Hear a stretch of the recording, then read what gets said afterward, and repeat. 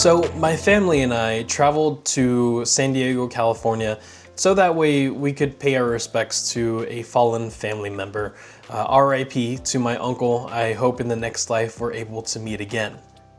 During our time here in San Diego, we were able to have our own little family reunion, and we had quite a blast in having our own little excursion.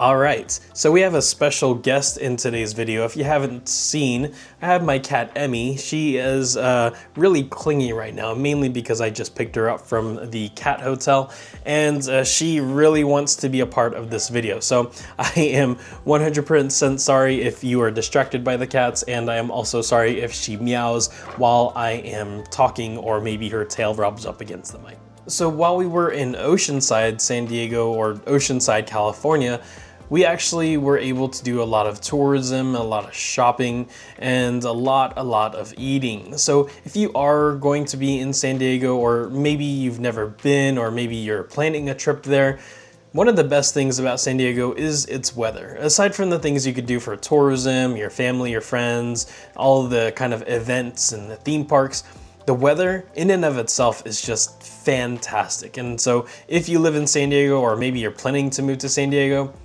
aside from prices, I can't see why you wouldn't want to move to San Diego. In San Diego, specifically where I'm going to be talking about today is Oceanside, there's this thing called a coaster. And so a coaster is essentially a train. And so it starts and ends in San Diego and or Oceanside, and this coaster is going to go north to south. So here we are going to be taking the coaster, and this is going to be connecting pretty much north and south of the San Diego coast, but don't get that confused with the Sprinter, which from what I understand is east and west. I don't think that's what we're doing today, but the coaster, here, is going to be taking us to, I think, Encinitas and down further into San Diego, the southern side of San Diego. So the coaster is running on a schedule, so you have to obviously make sure that you find parking, and then you go over to the particular loading platform, and then if you're going to be like me, you're going to end up running for the train. So within the coaster, you're able to sit down, you're able to use the restroom, and you're able to really just kind of relax and regain your composure while you're trying to get home, or maybe you're commuting, or maybe you're going to the airport. We've made it onto the coaster, and it's pretty much what you would assume for it being like any other train. You have places where you can sit. Some of the places that you can sit can have tables, and then there are separations between each of the train cars, and then lo and behold, there's actually places where you can go on an upper deck, so that way you can be on a different level of seating, I guess. If you're going to be going on an upper deck, you might actually be able to have a better view of the San Diego coast, the water and mountains and whatnot. So pretty cool so far. I do want to add one caveat, and that's the fact that the coaster doesn't take you to the San Diego International Airport. It takes you close to the San Diego International Airport, but the coaster itself does not take you directly to the airport. And so much like any other transportation system in 2024, there's going to be a website. And so here is the website. We're going to discuss some of the main details that you need to be looking at.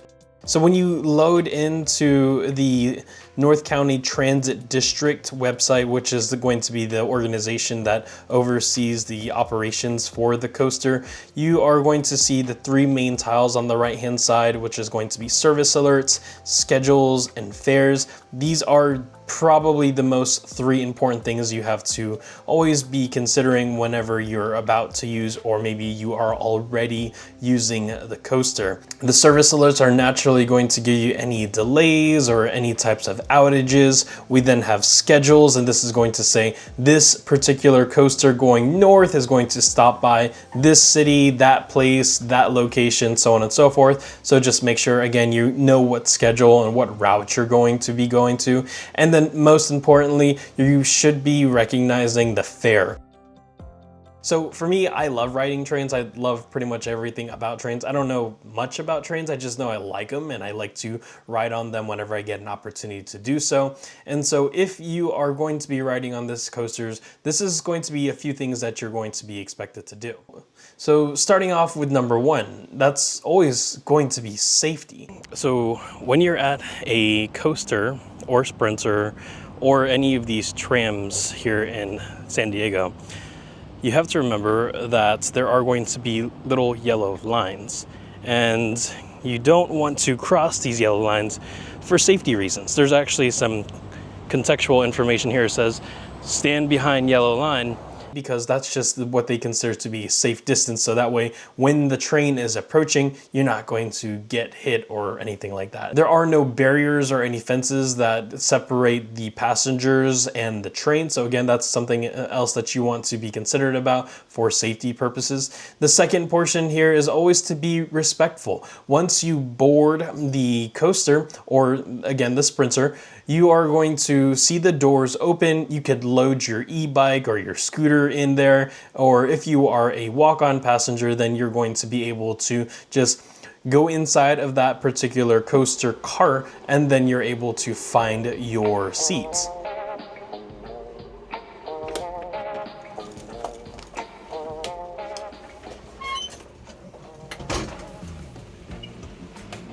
So another thing that the coaster does accommodate for is going to be the fact that it has a restroom. So if you have to use the restroom, or maybe you have to change your baby's diaper or whatever, there is a restroom on board that you're able to use. One thing that the coaster does not provide is some type of galley or cafeteria situation. The coaster is pretty much a place where you can commute from point A to point B, and even though it has a restroom and semi-decent, comfortable seats, it doesn't have a food area. I don't believe I even saw a vending machine. So I did see some people actually bring some food onto the coaster. I didn't see signs that says that you can't eat on the coaster, but I did see some people bringing some burritos and also some McDonald's onto the train while they were on the train getting ready to get off to their next stop. You are going to be a passenger amongst other passengers, so make sure you're not playing any loud music. If you are, put some headphones on or some earbuds in. And make sure that if you are going to bring any foods or drinks, you're cleaning up after yourself, and just again try to be as respectful as possible to others. In order to actually stay on the coaster, there are different types of fares. So you have a one-way ticket, so that gets you from, let's say, point A to point B.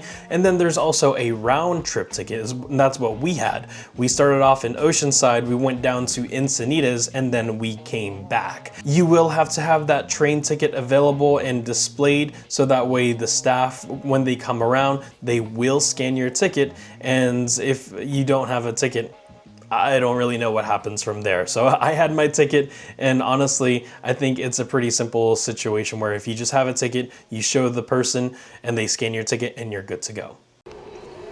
So when you're offboarding on this coaster, you're offboarding with purpose. You're offboarding because of the fact that you're either going to where you need to go, or maybe you're doing a connection to some other place.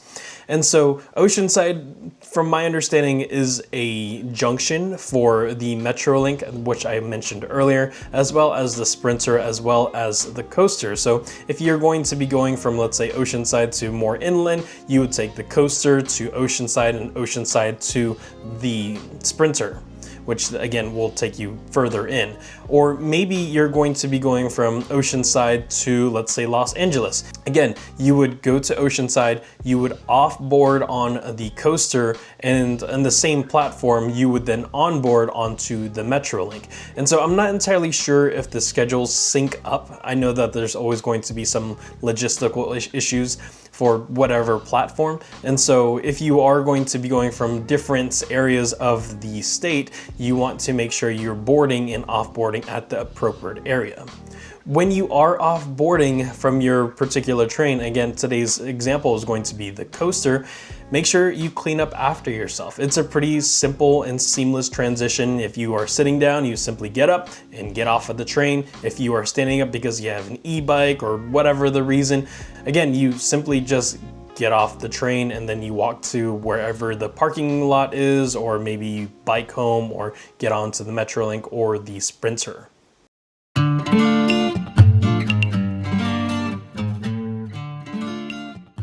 So we took the coaster down from Oceanside all the way down to Encinitas, and I don't actually know where that's at. However, if you do, leave a like and comments below, or leave a like and comments, and then I will know that you are from this area, or at the very least, know this area. Okay, so if you're going to be going to Encinitas, there's something for everybody here. They have food, they have shopping, they have just general scenery. And if you are going to be here, make sure you're ready to spend some money, because it's definitely not cheap. But it is a great place for you to take your family, or if you have some touristy objectives, this is a great place. And again, you can do this through the coaster. Honestly, it's just beautiful. This is a typical San Diego day where it's just 70 degrees and sunny, and it's just gorgeous. So when you're taking the coaster, you are most likely going to be taking it for transportation, or maybe you're going to be taking it for shopping, or maybe you're going to be taking it for commuting. And honestly, it's a really good means of getting from place to place. So one of the things that you want to always consider whenever you are using the coaster is, if after a long day of shopping, you want to make sure you're keeping track of the time, because the coaster is going to arrive and naturally it's going to leave. And so whenever the coaster leaves its destination, let's say you're at platform A or whatever at Encinitas, if you miss it, you miss it. You're gonna have to wait for the coaster to come back, do its round, and then you can go back on wherever you're going back. All right, so if you're going to go to Encinitas, there's something for everybody. There is a lot of road traffic, so if you're going to be strolling your baby around, the road traffic might wake up the baby. I saw that you dropped the crystal, and I just backed away from you.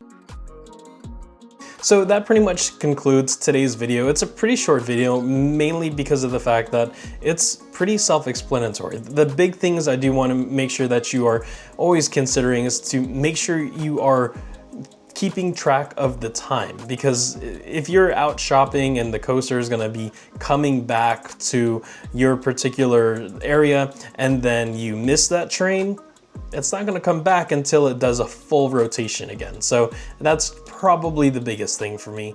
We did not miss our train because we were there on time, but I did see a few people who were running down the street to try and catch the coaster. So it's up to you how you want to live your life, but for me personally, I like to be there on time, so that way I'm not that person who's running for the train. So if you found this video helpful and informative, and maybe you like my content, feel free to hit that like and subscribe button below, so that way this content can reach the dark corners of the YouTube algorithm. I'll see you in the next one.